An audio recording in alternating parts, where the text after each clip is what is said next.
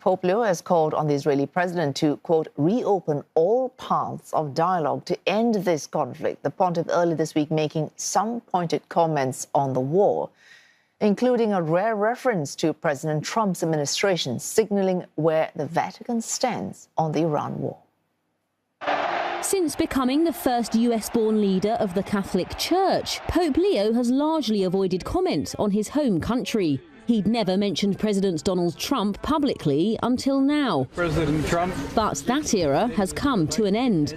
So Vatican officials have been telling me for the past 10 months that Pope Leo is quite cautious about how he talks about the United States. What seemed to change this week is that Pope Leo has become more and more vocal in criticism of the U.S. and Israeli strikes on Iran that began the Iran war that is now in its second month.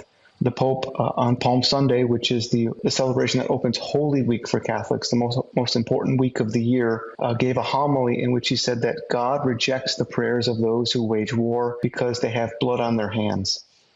This is a very strong thing for the Pope to say. Those comments were interpreted by conservative Catholic commentators as aimed at US Defense Secretary Pete Hegseth. May his almighty and eternal arms... who's previously invoked Christian language to justify the joint US-Israeli military action. The Pope's sharp criticism of the Iran war and his direct naming of Trump on Tuesday marks a significant shift in tone from the pontiff. Hopefully he's looking for an off-ramp. Hopefully he's looking for a way to decrease the amount of violence, of bombing.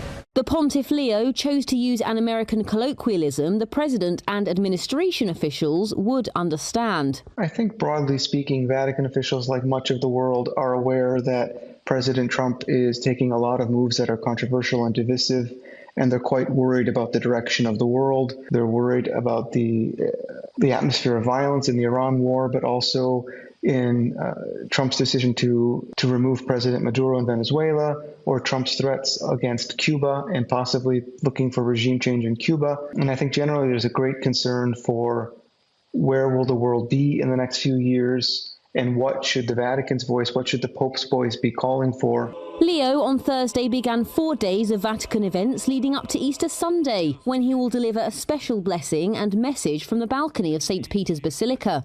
It's one of the most closely watched appointments on the Pope's calendar, and one where pontiffs often make a major international appeal. And I think what we're seeing from Pope Leo is perhaps a recognition that, not beyond speaking in general terms with regard to the world situation, he's more willing, or seeing it as more important now, to kind of name names and also to mention President Trump by name.